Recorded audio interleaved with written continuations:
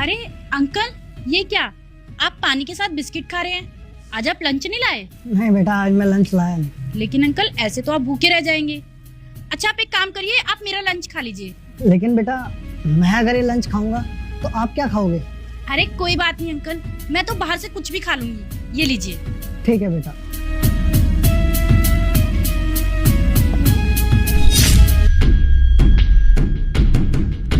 अरे ये क्या बेटा, ये तो खाली डब्बा है। तो तुझे क्या लगा बुड्ढे, मैं तुझे सच में खाना लाके दूंगी क्या?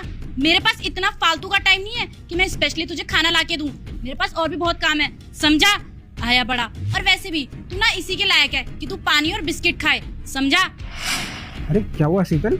अरे मैं कुछ नहीं, वो अंकल जी को भूख लगी थी तो मैंने ना इनको अपना खाली लंच पकड़ा दिया।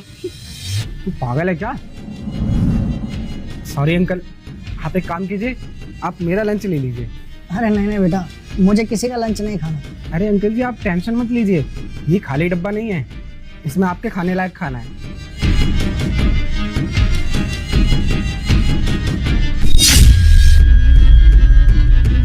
अरे ये क्या बेटा, इसमें तो कंकर पत्थर और घास फूस है।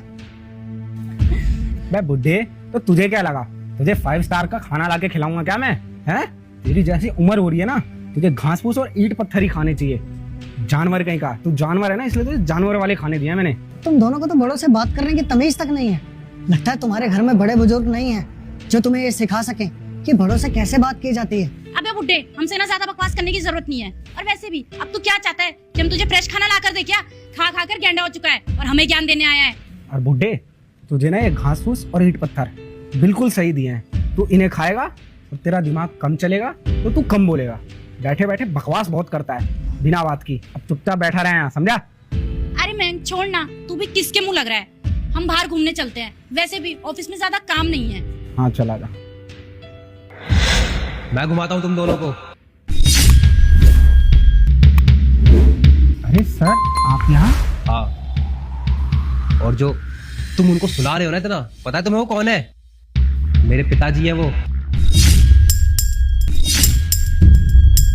क्या सर, ये आपके पिताजी हैं? हाँ, मेरे पिताजी। और तुम दोनों ये सोच रहे होगे कि मेरे पिताजी इस कंपनी में सिक्योरिटी गार्ड की नौकरी करते हैं और मैं इस कंपनी का एमडी हूँ। तो मैं तुम दोनों को बता दूं कि मेरे पिताजी स्वाभिमानी है और आत्मनिर्भर भी है। वो कभी ये नहीं चाहते कि उनका खर्चा कोई और उठाए।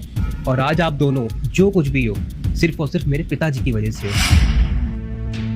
अरे क्या बात है बेटा, मैं काफी दिनों से देख रहा हूँ तू बहुत परेशान है। क्या बताऊं पिताजी, मेरा इस कंपनी में बिल्कुल ही प्रॉफिट नहीं हो रहा है। दिन पे दिन लॉस पे लॉस हुए जा रहा है और मैं तो घर के खर्चे भी नहीं दे पा रहा हूँ। पिताजी, मेरे को बहुत शर्मिंदगी होती है। मैं तो ये सोच रहा हूँ कि इस कंपनी के शेयर बिक जाए, और अगर शेयर नहीं बिके तो हमारे जो 2 एम्प्लॉय हैं मैं उनको नौकरी से निकाल दूँ। अरे नहीं नहीं बेटा, उन दोनों को मत निकाल और भगवान पे भरोसा रख। एक ना एक दिन सब ठीक होगा।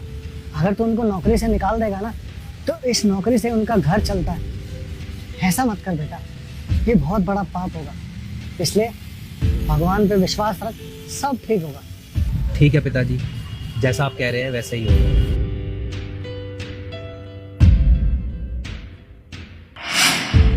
सॉरी सर, प्लीज हमें माफ कर दीजिए। सॉरी सर, हमसे बहुत बड़ी गलती हो गई। आप लोग माफी मुझसे नहीं, मेरे पिताजी से मांगिए, क्योंकि आपने उनकी इंसल्ट की है। अंकल जी, प्लीज हमें माफ कर दीजिए, हमसे बहुत बड़ी गलती हो गई। हमें आपके साथ ऐसा बर्ताव नहीं करना चाहिए था। हाँ अंकल जी, प्लीज हमें माफ कर दीजिए और हम आपसे वादा करते हैं, हम आज के बाद ना किसी के साथ ऐसा बिहेवियर नहीं करेंगे। अरे बेटा, तुम दोनों को अपनी गलती का एहसास हो गया, इससे बढ़कर और मेरे लिए क्या है। इसलिए मैं तुम दोनों को माफ करता हूँ। सर, हम आपसे वादा करते हैं, जब तक आपकी कंपनी प्रॉफिट में नहीं आ जाती ना, तब तक हम दोनों आपके लिए फ्री ऑफ कॉस्ट काम करेंगे। हाँ सर, मैं भी आपसे प्रॉमिस करता हूँ कि जब तक आपकी कंपनी प्रॉफिट में नहीं आ जाती, तब तक हम आपके यहाँ फ्री ऑफ कॉस्ट काम करेंगे। हमें कोई सैलरी नहीं चाहिए। Thank you.